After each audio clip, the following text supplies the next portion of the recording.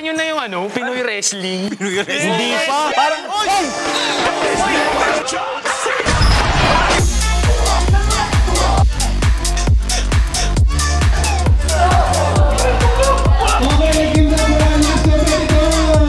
Guys!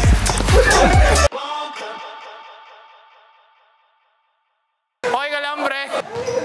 Welcome! Sino ka ba kasi? Ito ang Puso Wrestling. Ako si Nigel San Jose. Ako, the fastest Pinoy wrestler, Robin Sane. At ako ang Pinoy Supernova, si Isaiah Valencia. Naimbitahan nyo kami manood ng ano nyo sa Sunday. Puso Wrestling!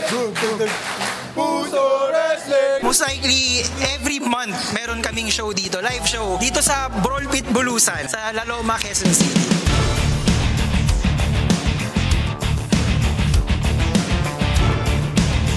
Pwede nyo check yung socials namin, Puso Wrestling, sa Facebook, Instagram, Twitter, at YouTube. Nag-uumpisa pa lang ba kayo? Kailan pa ba to? Nag-start ang Puso Wrestling noong 2024. So far, so good. Successful naman and nag-grow kami. Ba't kayo nainganyo mag-wrestling? Tulad naman ng karamihan, nag-grow up din ako sa wrestling. Naging pangarap siya eventually. Dito ako at my best. Kumbaga pre, sila nagtuloy nung pangarap ng lahat. Kaya may show kayo ng Sunday. Gaano kayo katagal nag-training nun? Actually, kahit walang show, nagtitraining kami thrice a week. Actually, may program nga kami, yung Pro Wrestling Performance Center. Tinuturuan namin yung mga hindi marunong mag-wrestling. Bisa tryouts, try lang. O sige, ano? Magte-training ba tayo? Drills muna tayo. Okay, ayan. So, nakapalit na kami. Start tayo, jumping jacks. Mababa na to sa amin. 50. 1, 2,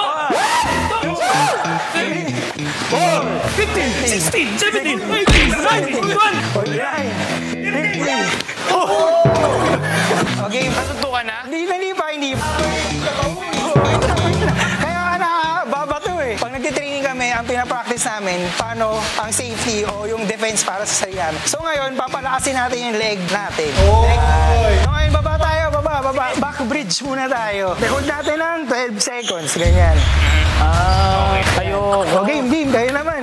Angat, bilang malakas. 2, wala ka yan! Tulak. Back neck bridge. So, panunin nyo muna ako. Pag moving tayo, i-roll natin from noo hanggang top of the head. Yan. Pag sanay na kayo, pwede nyo nang tanggalin kamay nyo. Yan. Yan, papagulungin nyo. Gagi, ang hirap! Yan. Pre, pwede. Uy! Angat natin. Yan. Ayan.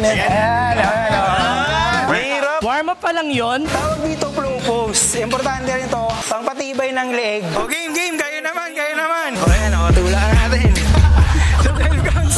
Sino po ligat ako? Front neck bridge. Forehead. Kasi i-roll natin sa top of our head. Okay. O game, kayo naman. Walang magbe-bend ng knees. Yan. So, ayan. Tapos, sabihin nyo, wrestling lang. Yung last natin, headstand. Ang gagawin lang natin, uhold lang natin yung headstand for 20 seconds. 19, 20. Pwede ka daw mag-wrestler, kid. At saka ang pro wrestling talaga, galing talaga to sa actual wrestling. So, etong mga neck conditioning namin para lumakas yung leg namin at saka para maging agile din kami. So ano na, kumbaga well-trained yung neck nyo. So di kayo nasasaktan pag sinabihan kayong neck nyo. Ayos! Gulpihin ko. Next na yung mga plyo and rolls. Yan. Nasaan yung ganun mo sa dulo? Wala pa. Ayan. Okay, sino next? Ayan.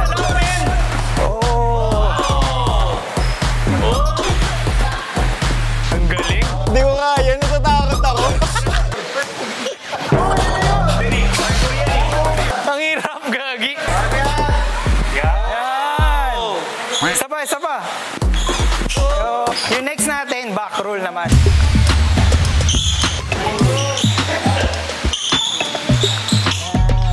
Okay, game.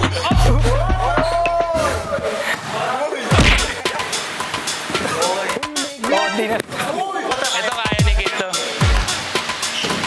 Lega.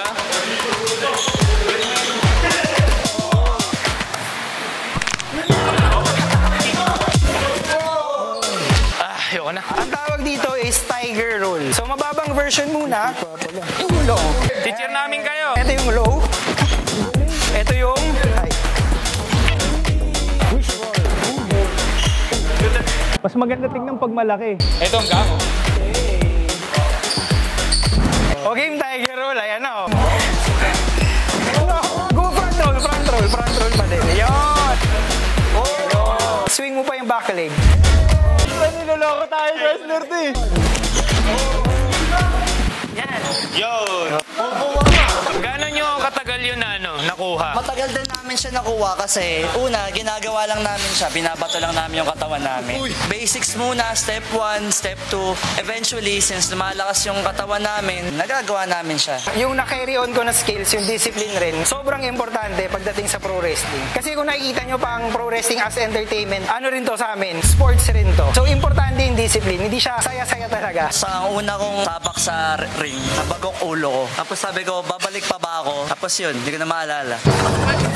So, sa pro wrestling, ito yung basic. Start lang tayo. So, from dito, on my toes lang ako. Chin to chest, baba lang ako.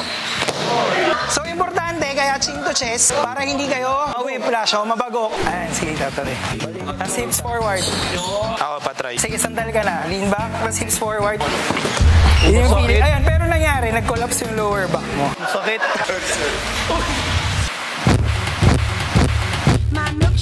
Ayun, sakit no? Kahit bagalan mo, masakit. Baka sa madali eh. No? Oh, isa pa.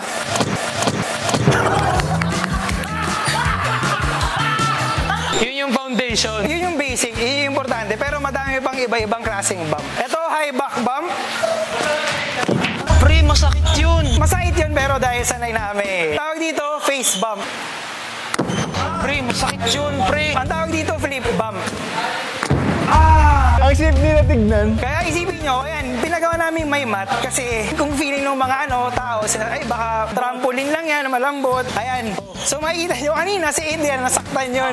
Ginagamit lang namin to pag training para hindi masyado mabugbog katawan namin. Pero eventually, eto talaga, nagre-ready kami para dito. Pag napapanood ng iba, kala nila hindi masahit, lahat masahit. Sakto, ma-feel na nila ngayon. Hindi ka sure kung mapipil namin, baka iba lang. Pero, ayan, yan.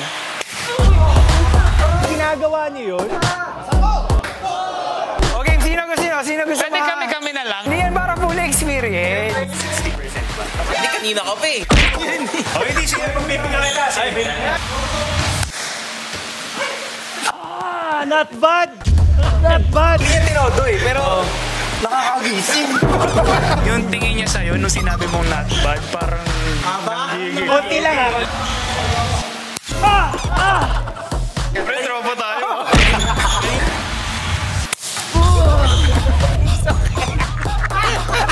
Yari kayo.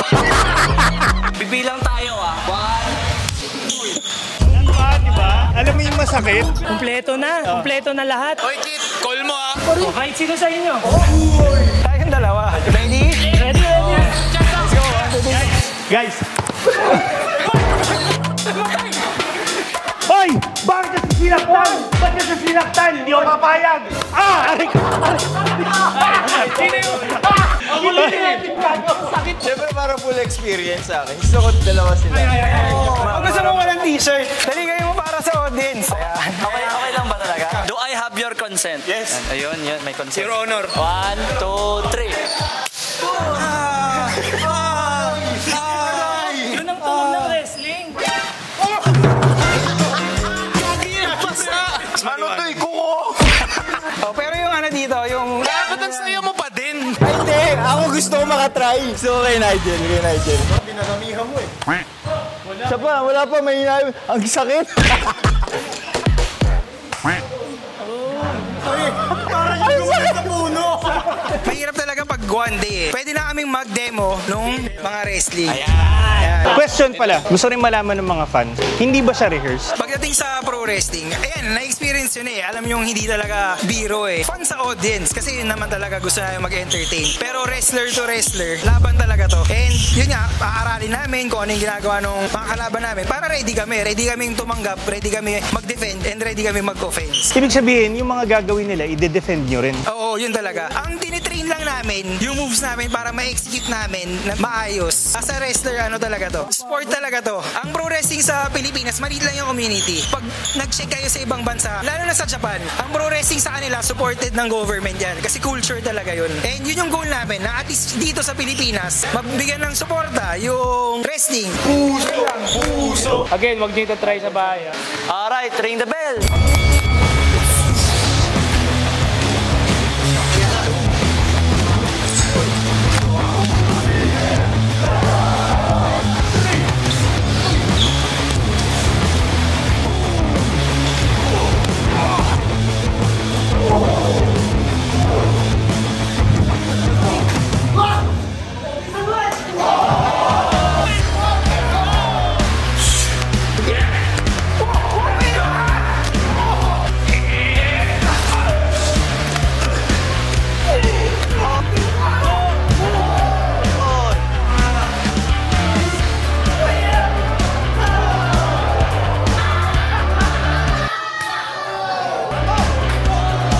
Malatin ako.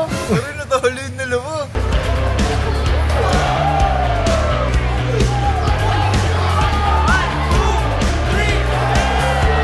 Salamat bro sa sa pagtanggap sa amin.